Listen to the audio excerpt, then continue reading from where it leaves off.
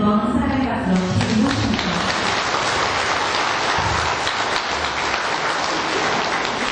하느님의 이름으로 시작하겠습니다. 성부와 성자와 성령의 이름으로 아멘.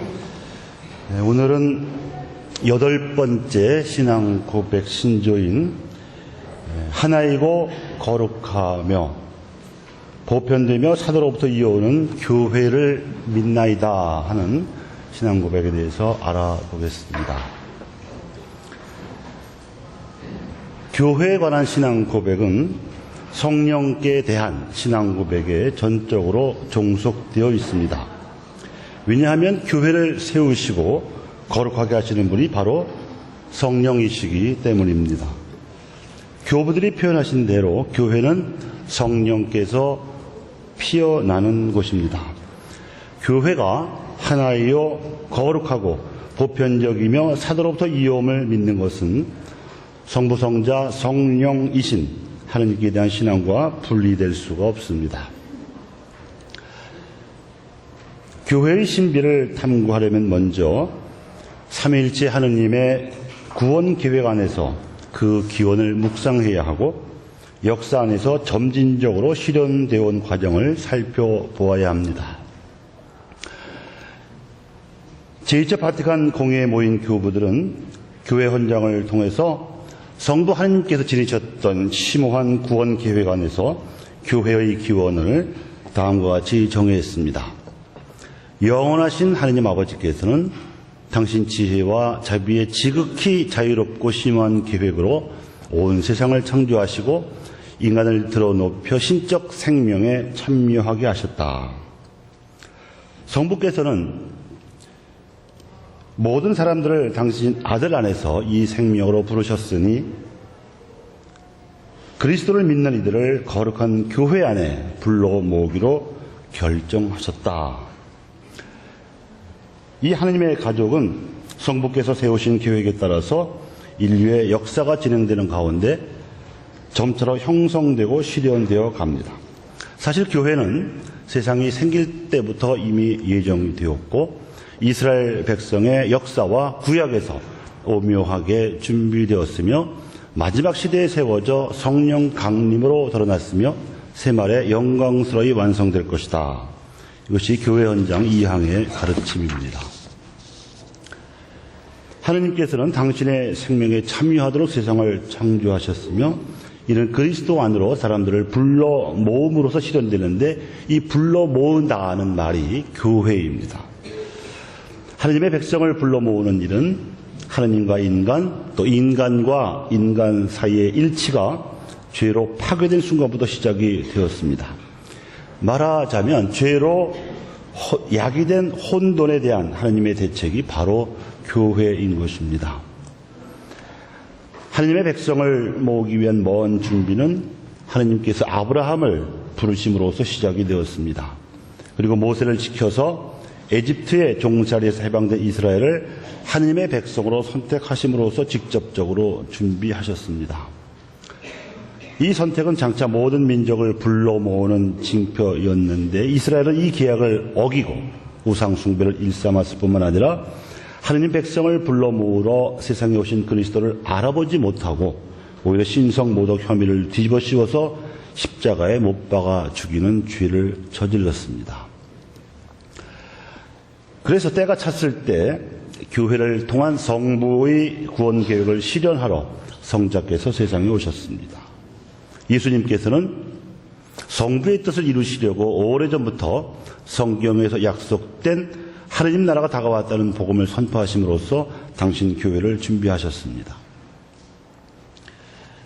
하느님 나라는 예수님의 말씀과 활동과 현존 안에서 사람들에게 빛나기 시작을 했습니다. 예수님께서 불러 모으시고 그분의 말씀을 받아들이는 사람들을 그분은 작은 양떼들이라고 부르셨는데 그분이 바로 그들의 목자이셨습니다. 이처럼 당신 주위에 모인 사람들에게 예수님께서는 새로운 행동 양식으로서 산상설교를 가르쳐 주시고 또 고유한 기도도 가르쳐 주셨습니다. 예수님께서 가르쳐 주신 고유한 기도가 뭐죠? 주의 기도입니다. 예수님께서는 당신이 불러 모으신 사람들로 이루어진 공동체에 하느님 나라가 완전히 이룩될 때까지 지속될 조직을 만들어 주셨습니다. 우선 베드로를 으뜸으로 하는 12제자를 선택하셨습니다. 이스라엘의 12지파를 대표하는 그들은 교회의 주춧돌입니다.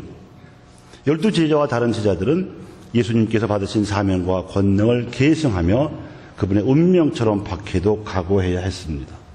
이렇게 예수님께서는 당신 교회를 준비하셨습니다.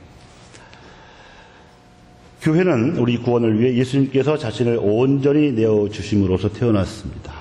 이 전적인 헌신은 특히 성체 성사를 세우심으로써 예비되었고 십자가 위에서 실현되었습니다. 십자가에서 죽으신 예수님의 옆구리에서 온 교회의 놀라운 성사가 만들어졌기 때문에 교회의 기원은 예수님의 십자가입니다. 그리고 그 상징은 예수님의 옆구리에서 흘러나온 피와 물이었습니다. 물은 세례 성사를, 피는 성체 성사를 상징합니다. 죽은 자들 가운데서 부활하신 예수님께서는 제자들에게 모든 민족에게 가서 하느님 나라의 복음을 선포하도록 교회의 사명을 주시고 승천하셨습니다. 성부께서 성자에게 지상에서 이루시도록 맡기신 일이 성취된 다음에 오순절날에 성령께서 교회를 끊임없이 거룩하게 하시도록 파견이 되셨습니다. 성령께서는 당신의 사명을 실현하시기 위해서 여러 가지 선물로 교회를 가르치시고 이끄시며 거룩하게 하십니다. 그 선물들은 교계 제도를 비롯해서 교회 직무를 수행하기 위한 은사들입니다.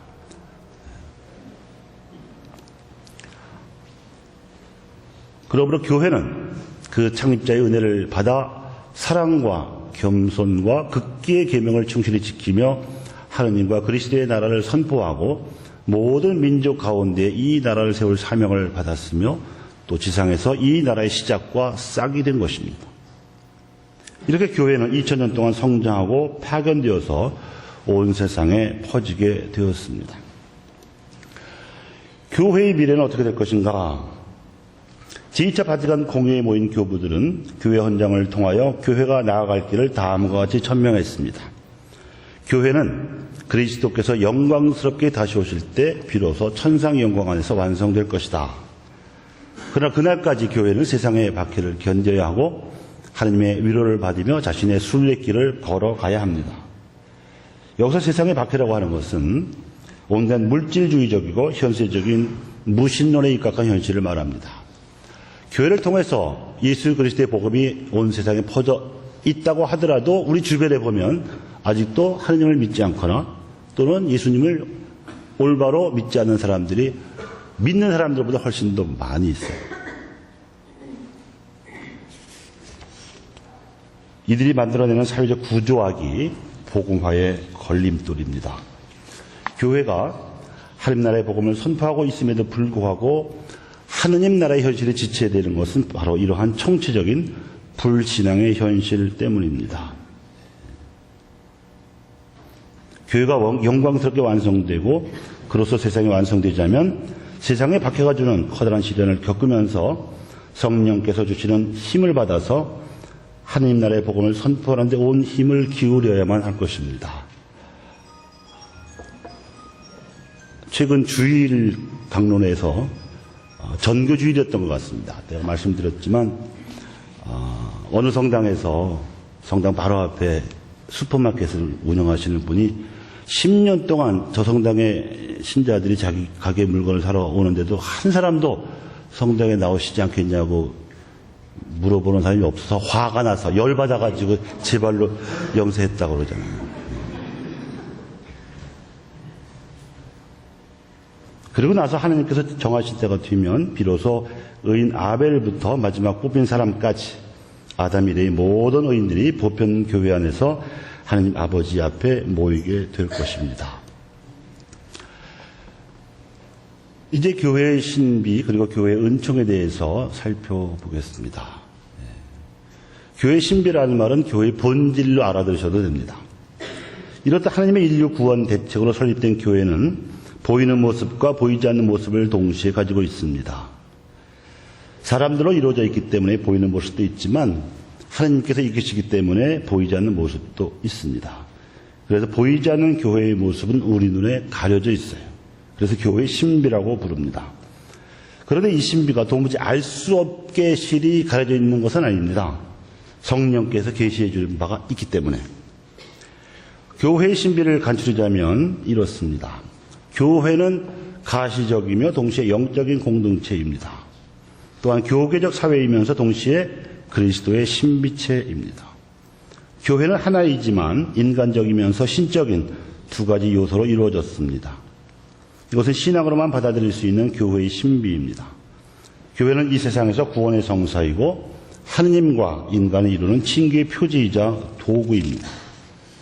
성부, 성자, 성령의 삼일째 하느님께서 교회를 이끄십니다. 그리하여 교회는 하느님의 백성이고 그리스도의 몸이며 성령의 궁전입니다. 그 다음 진도를 나가기 전에 잠깐 짚고 넘어갈 게 있지요. 이처럼 교회라는 말은 굉장히 중요합니다. 공회의 교부들도 교회 헌장을 내실 정도로 중요한데 이 한국의 천주교 신자들은 교회라는 말을 싫어하는 것 같아요. 교회 다니세요? 아니, 저 교회 안 다녀요. 성당 다녀요. 이게 얼마나 중요한 사태인지 몰라요. 이미 예수님께서 세우시고 2000년을 흘러온 교회가 우리 가톨릭 교회인데 신자들이 스스로 버리고 있다니 뺏길 거야, 이러다가. 제가 그 꼴을 못 보겠기 때문에 교회에 대해서 강조를 합니다. 우리는 가톨릭 교회이고 여기는 천주교 신내동 교회입니다. 교회는 다니는 게 아니고 교회에 속하는 것입니다. 성당은 다닐 수 있어요. 예배당도 다닐 수 있고 절에도 다닐 수 있죠. 그건 건물이니까. 교회는 건물이 아닙니다. 가시적이고 영적인 공동체이고 하느님의 구원 대책이다 이겁니다. 하느님께서는 본래 어느 민족에게도 속하지 않으시는 분이지요. 하느님께서는 어느 시대 어느 민족이든 당신을 두려워하며 정의를 실천하는 사람이면 누구나 다 당신의 백성으로 받아들이십니다.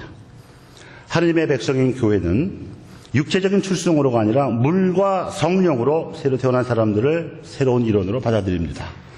다시 말하면 믿음과 세례로서 하느님 백성이 되는 것이지요.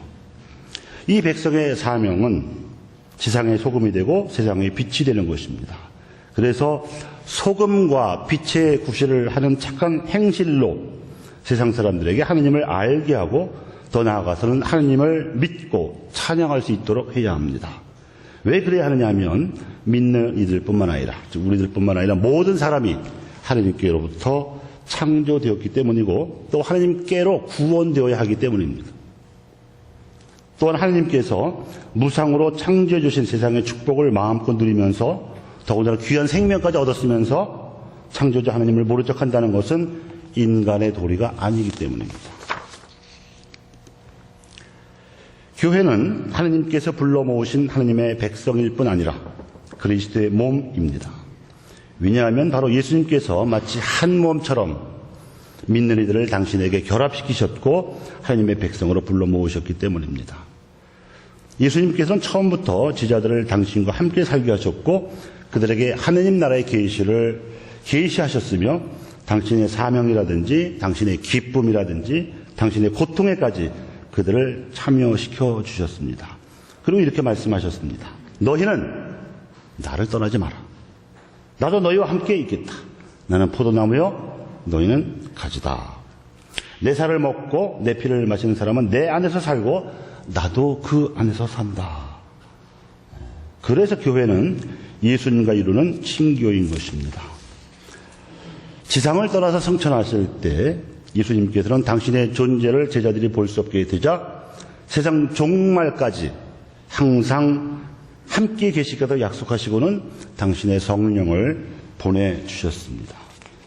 이로써 예수님과 이루는 친교는 믿는 이들 누구나에게 이룩될 수 있도록 보편화되고 강화되었습니다. 12 제자에게뿐만 아니라 믿는 이들 모두가 시대와 장소를 초월해서 예수님과 친교를 누릴 수 있게 되었기 때문입니다.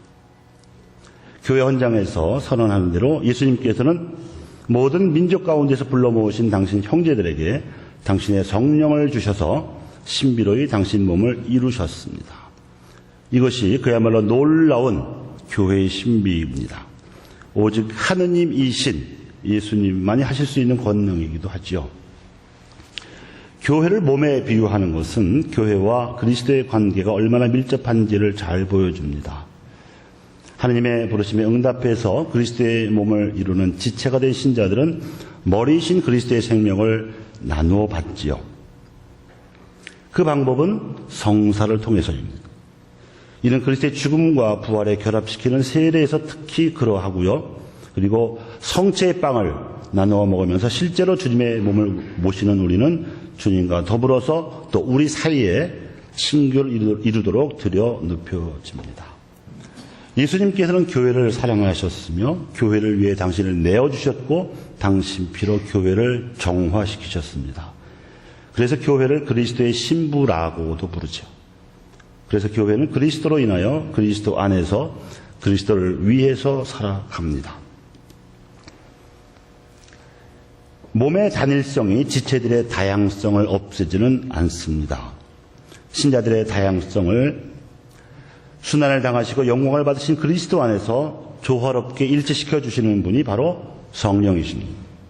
성령께서 교회의 직무의 필요에 따라 여러 가지 선물을 교회에 나누어 주십니다. 성령께서 이룩하시는 신비체의 단일성은 신자들 사이에 사랑을 낳고 자극합니다. 그러므로 한 지체가 고통을 당하면 모든 지체가 함께 아파하고 한 지체가 영광을 받으면 모든 지체가 함께 기뻐합니다. 이래서 가난한 이들에게 복음을 선포하신 그리스도를 따라서 신자들은 고통받는 이들, 또 가난한 이들, 그리고 박해받는 이들과 연결되어 있습니다. 그래서 교회 헌장 7항에서는 이렇게까지 말합니다. 그리스도의 발자취를 따르면 머리에 결합된 몸으로서 그분의 고난을 함께 받는 것은 그분과 함께 영광을 받으려는 것이다. 네.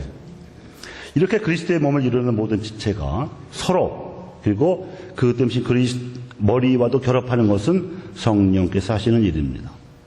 그것은 성령께서 온전히 그 머리 안에 계시고 온전히 그 몸 안에 계시고 따라서 온전히 각 지체들 안에도 계시기 때문입니다. 사도 바울가 증언하는 대로 성령께서는 교회를 살아있는 하나님의 성전으로 만드십니다. 성령께서는 다양한 방법으로 사랑 안에서 온몸을 살아있게 성장시키십니다. 곧 지체들을 완전한 사람으로 성장시키는 하나님의 말씀을 통해서 그리스도의 몸을 이루는 세례를 통해서 그리스도의 지체들을 양육하고 치유하는 성사를 통해서 선을 행하게 하는 덕행들을 통해서 그리고 여러 가지 특별한 은사들을 통해서 교회를 성장시키십니다. 이렇게 해서 교회는 성령의 궁전이 됩니다. 성령께서는 신비체의 영혼과 같아서 그 생명의 원리이시며 다양성 안의 일치와 풍요로운 선물과 은사들의 근원이십니다. 이렇게 보이지 않지만 분명히 존재하는 교회의 신비에 대해서 하느님의 백성이요 그리스도의 몸며 성령의 궁전으로서의 은총, 신비를 말씀을 드렸습니다. 이제 교회의 본질적인 특성에 대해서 말씀을 드리겠습니다. 교회는 하나님께서 불러 모으신 하나님의 백성이라고 말씀을 드렸고 그리스도를 머리로 하는 그리스도의 몸이라고 말씀을 드렸습니다. 또한 성령께서 다양성 안에서 일체를 이루어주시는 성령의 궁전이라고 했습니다. 이것이 바로 그리스도의 유일한 교회이고 우리는 신경에서 특히 대신경에서 네 가지 특성을 고백합니다. 하나이고 거룩하며 보편적이고 사도로부터 이어오는 교회라고 고백을 하지요. 여러분 니체아 콘스탄티노플 신경의 라틴어 그레고리안 성경을 한번 들어보시겠습니다.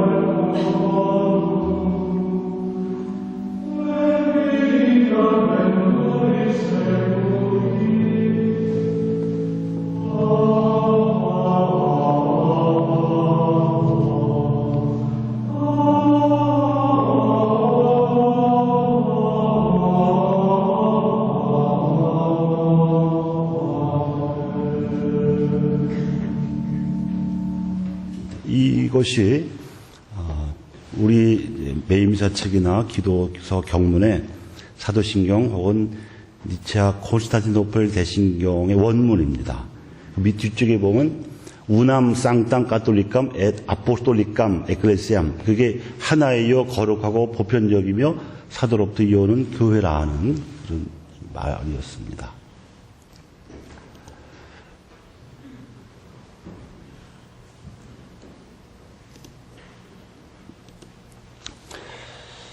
하나인 교회를 우리가 고백을 하지만 세상의 현실은 하나가 아니지요. 교회가 많잖아요.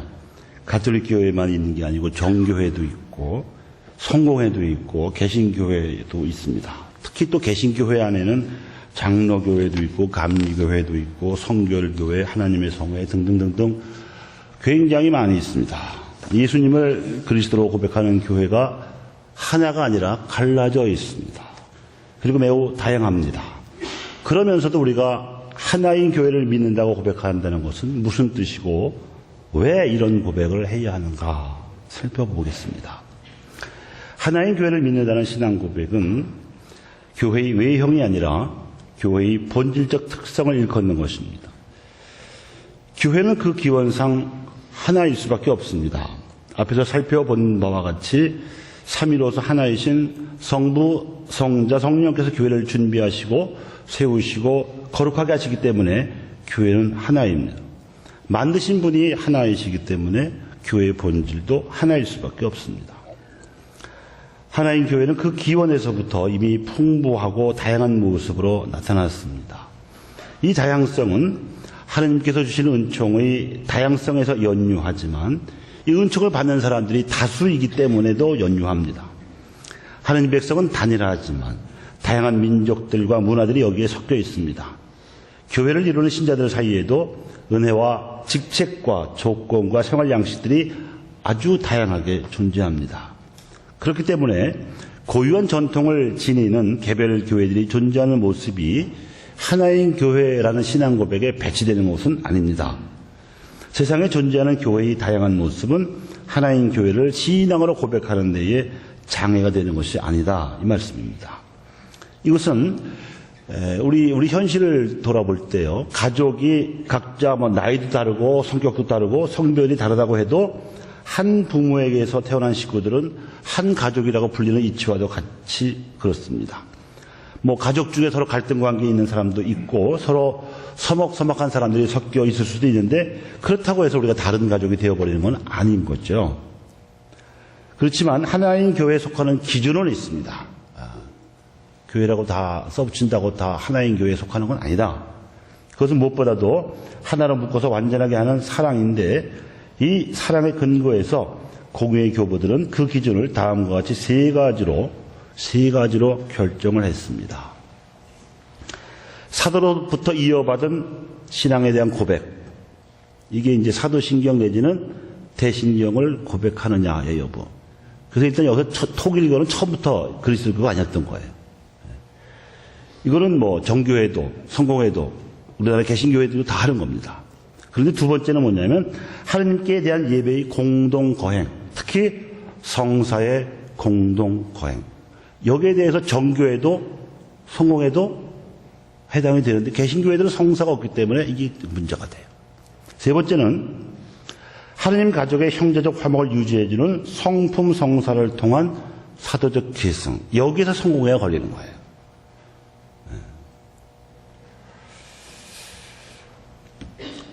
공의 교부들은 교회 헌장을 통해서 이 중차대한 문제를 이렇게 천명했습니다.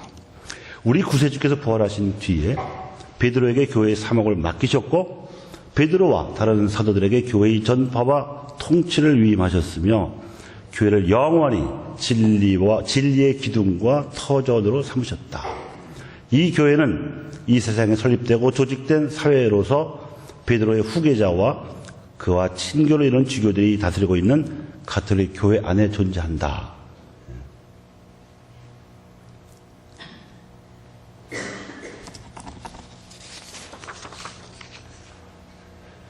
일치교령에서는 그 이유를 조금 더 구체적으로 천명을 했는데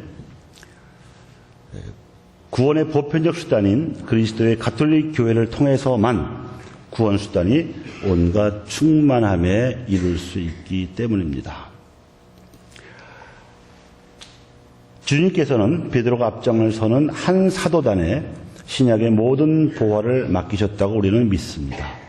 그것은 그리스도의 한 몸을 지상에 세우시려는 것이었으며 어느 모로든 이미 하느님 백성에 소속된 모든 이는 그 몸에 완전히 합치되어야 합니다.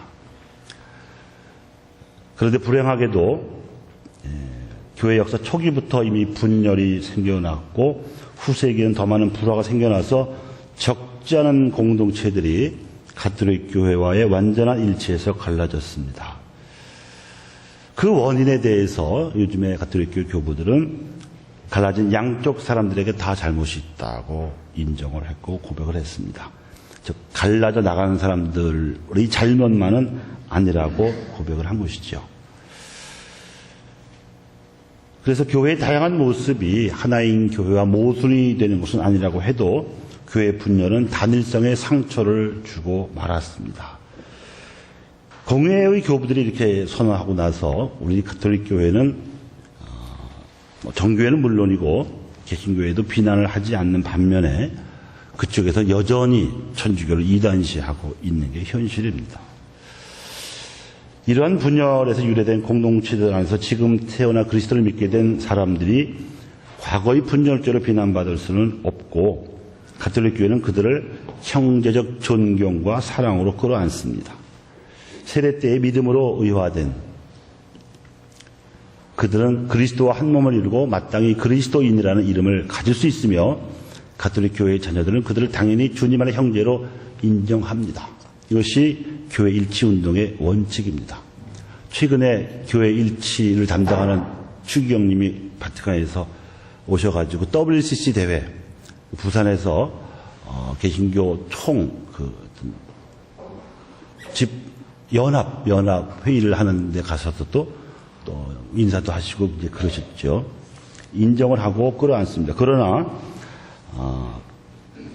교회로서의 기준은 아까 말씀드린 세 가지는 그건 우리가 포기한다고 포기될 수 있는 것이 아닌 거예요. 분열 당시보다도 교부들은 훨씬 성숙한 자세를 보여주고 있습니다. 그것은 그리스도교에 속한 다른 교회들에 대해서 다음과 같이 선언을 했기 때문인데요. 성화와 진리의 많은 요소들이 이 가톨릭 교회의 울타리 밖에도 존재한다. 그것들은 기록된 하나님 말씀에 대한 충실성, 이건 우리가 개신교 신자들에서 인정하는 거예요. 또 열렬한 은총의 생활, 믿음과 희망과 사랑의 뜨거운 덕행, 그 밖에도 성령께서 주시는 내적 선물에 대한 찬미의 생활 등등이 그쪽에서 우리가 인정할 수 있고 오히려 본받아야 하는 점이라고 인정을 합니다.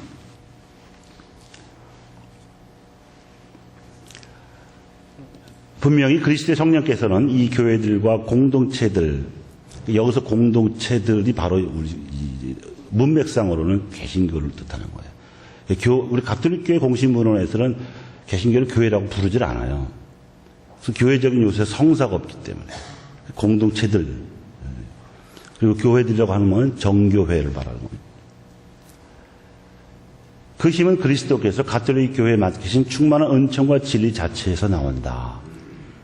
이 모든 선물은 그리스도에게서 오고 그리스도께 인도하는 것으로 보편적, 즉 가톨릭적 일치를 재촉하고 있다. 이렇게 되어 있습니다. 그러니까 분열의 책임을 지워서 비난하는 건 아니고, 또 그들에게서 나타나는 성령의 좋은 열매들을 인정하지만 교회로서의 기준을 우리가 포기할 수는 없다. 그걸 들어와라 이거죠. 성서를 인정하고 들어와라 하는 거죠. 성공회와 개신교회 공동체들을 겨냥한 이 선언은 과거에 있었던 역사적 분열의 책임을 비난하거나 전가하지 않고 오히려 공유하면서 현재의 모습을 공유하되, 긍정하되 가톨릭 교회와 화해하고 돌아오라는 의미가 내포되어 있습니다.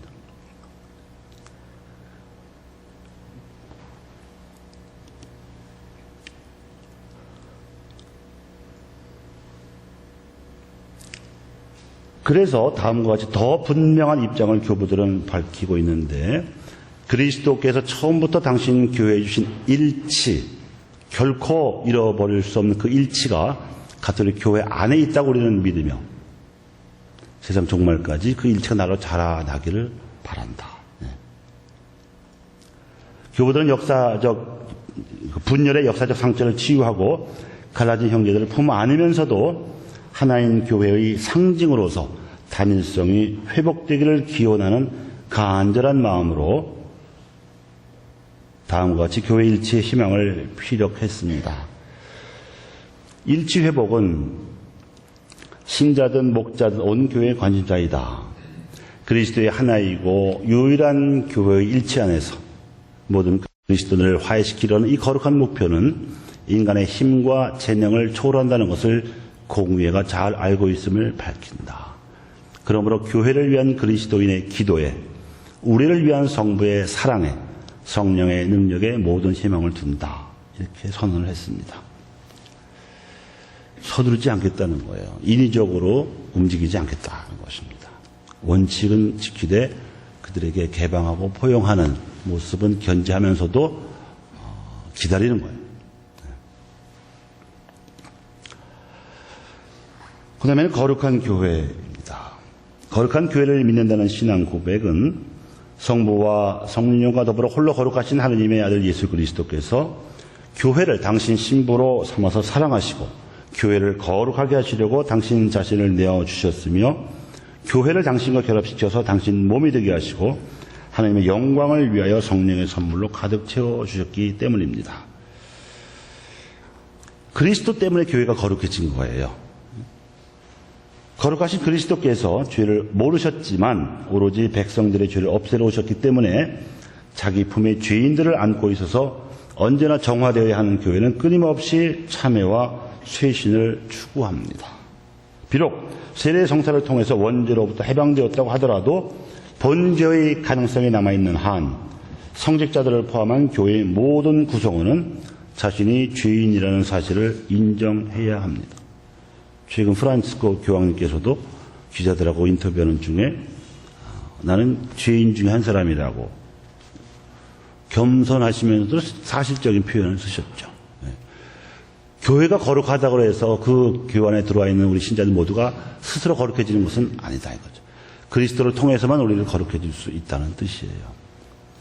그래서 세상 끝날까지 모든 사람 안에 죄의 가라지와 복음의 좋은 씨가 함께 자라고 있습니다. 그러므로 교회의 모든 구성원들은 거룩한 교회의 은총에 힘입어서 끊임없이 성화되어야 하지요. 우리가 성화되어 가는 중에도 항상 가라지가 있습니다.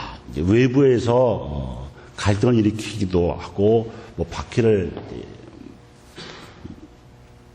받을 수도 있지만 내 안의 마음에서 또 교만한 마음, 더 잘하려는 마음, 또 다른 사람들을 어떻게 열심히 하게 만들려는 그런 마음도 가라지일 수가 있습니다. 가라지를 어떻게 하라고 예수님이 말씀하셨나요? 내버려 두라고 그래서 내버려 두라고. 내 마음 안에서 그런 그 선이 아닌 요소들이 생겨날 때도 그렇고 또 바깥에 인간 관계에서 그런 갈등스러운 요소들이 생겨날 때도 내버려 두고 오로지 자기는 선에 집중하는 것. 그것이 영성이고 지혜입니다. 그래서 냅도가 제일 어려운 도라고 그랬잖아요. 냅도. 냅도를 닦으셔야 돼.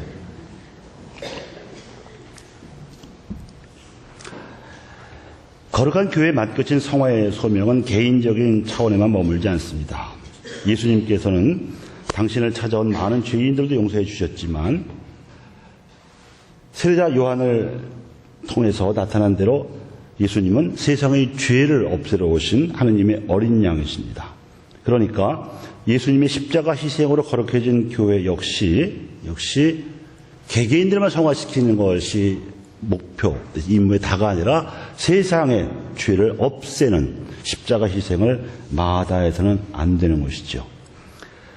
하느님께서는 우리들 각 개인의 성화도 바라시지만 인류가 평화로이 하나 되어 당직에 나오기를 바라십니다. 특별히 한국 교회가 자리 잡고 있는 한반도와 동북아시아는 절대 평화롭지 않습니다.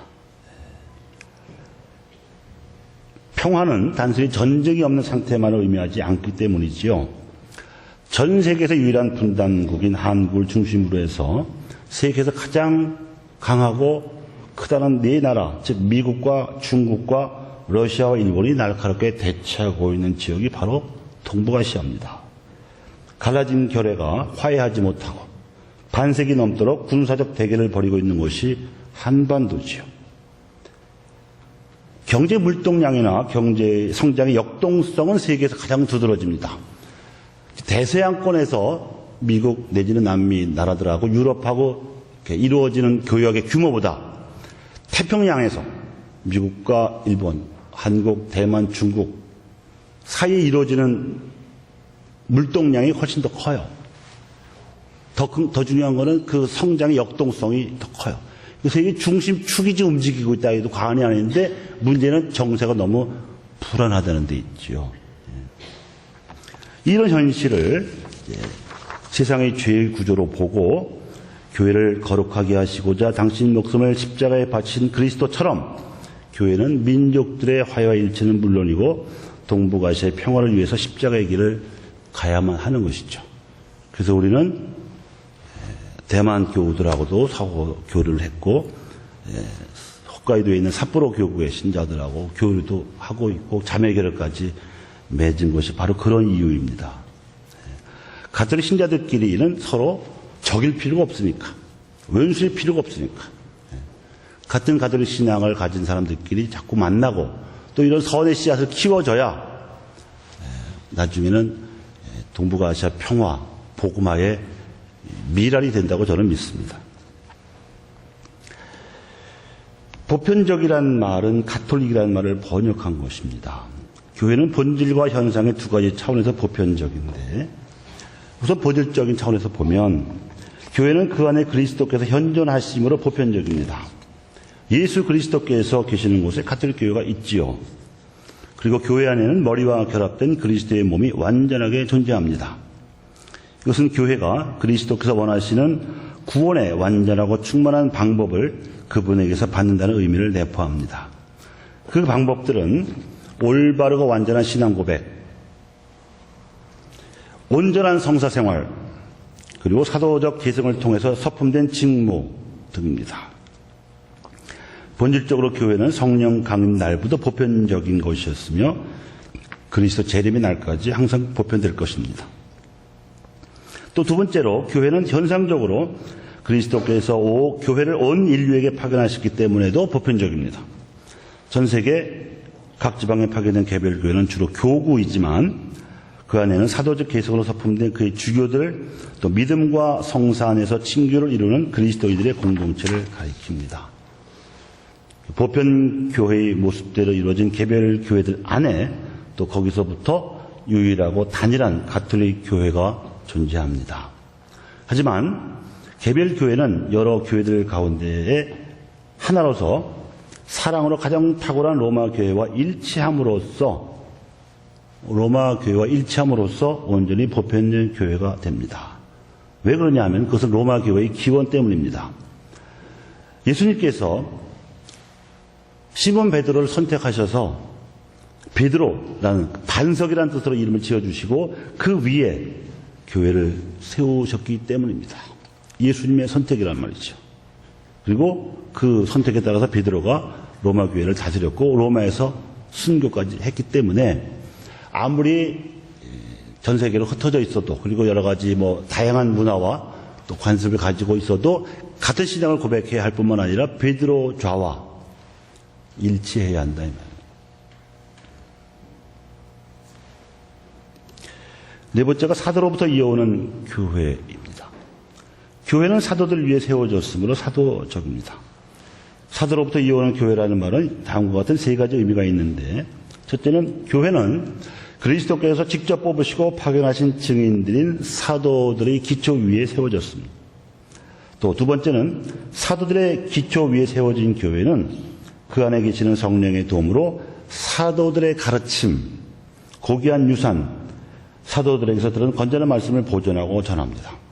사도들이 예수님으로부터 받고 배웠고 깨우침 받은 바를 우리가 믿기 때문에 그 위에 교회가 세워진 것입니다. 셋째는 교회는 그리스도께서 다시 오실 때까지 사도들의 사목적을 이어받아서 그들을 계승한 사람들, 곧 베드로의 후계자인 교황과 하나 되어서 사제들의 도움을 받아 이 명령을 수행하는 주교단을 통해서 사도들에게 가르침을 받고 거룩하게 되며 지도를 받습니다. 이렇게 베드로와 사도들의 후계자들을 통해서 그 기원과 일치를 이루고 있는 한 전체 교회가 사도적입니다. 전체 교회는 온 세상에 파견이 되었으며 교회의 모든 지체들이 다양한 방식으로 이 파견에 참여함으로써 사도적입니다. 사도, 라틴어로 아포스톨로스라는 말 자체가 파견받은 자를 의미합니다. 그러므로 그리스도의 나라를 온 세상으로 넓히기 위한 신미체의 모든 활동을 사도직이라고 부르죠.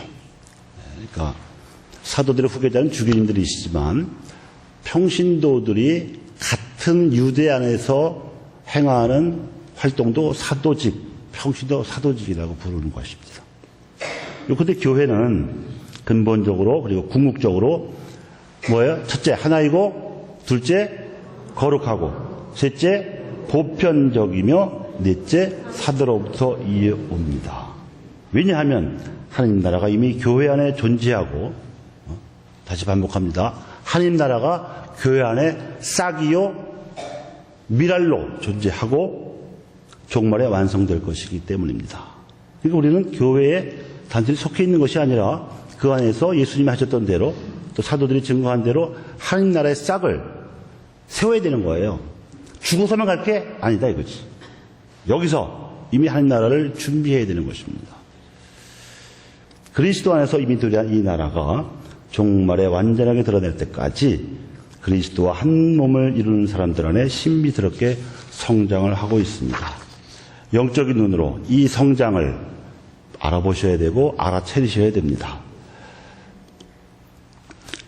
새로 전 세계 목자로 선출되신 프란치스코 교황님께서 연일 빅뉴스를 전 세계에 퍼뜨리고 계시죠. 믿지 않는 사람들도 아주 호감 어린 눈길로 보고 있고 특히 비판적이고 까다롭게 짝이 없는 언론들도 새 교황님의 참신한 모습에 대해서 찬사를 보냅니다. 아마 이런 모습 때문에 냉담하는 사람들도 많이 이렇게 좀 돌아오지 않을까.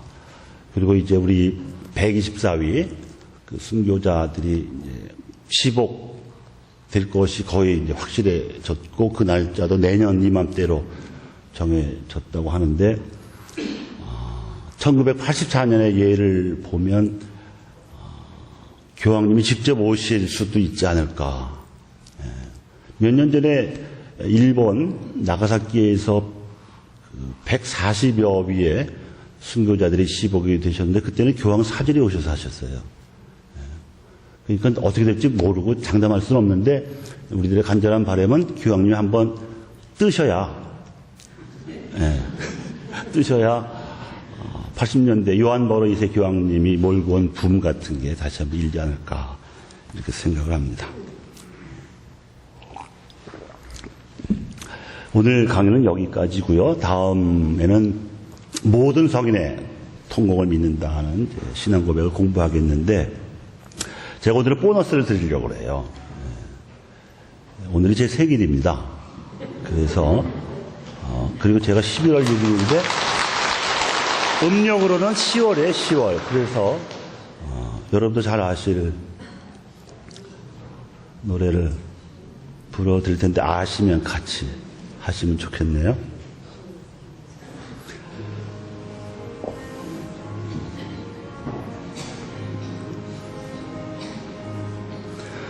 눈을 뜨기 힘든 가을보다 높은 저 하늘이 기분 좋아.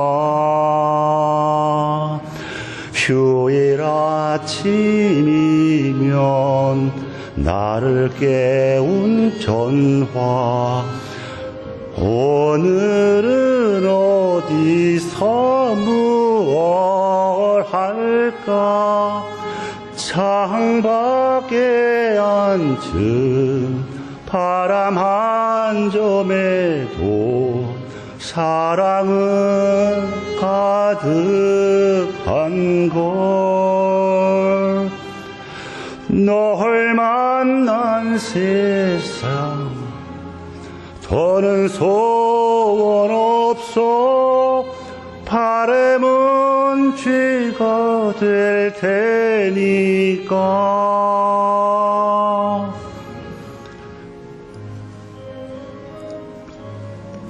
가끔 두려워져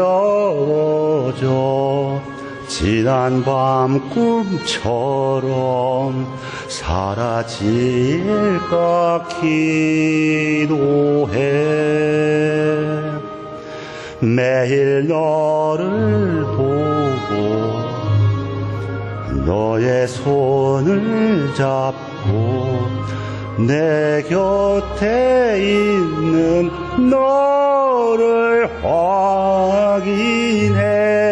창밖에 앉은 바람 한 점에도 사랑은 가득한 걸.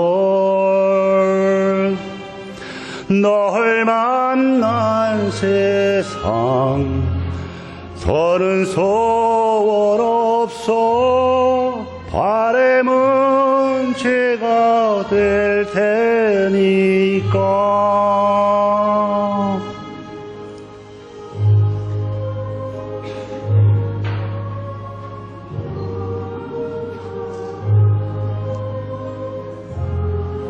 다 같이 하시죠. 마지막 부분.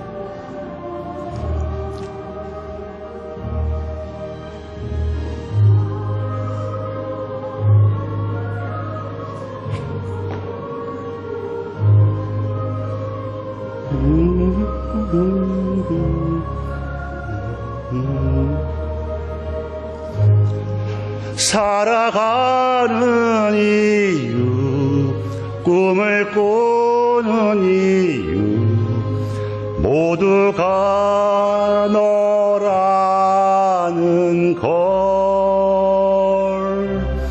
내가 있는 세상 살아가는 동안 더 좋은 것은 없을 거야. 10월의 어느 멋진 날에. 감사합니다. 성부와 성자와 성령의 이름으로 아멘. 감사합니다.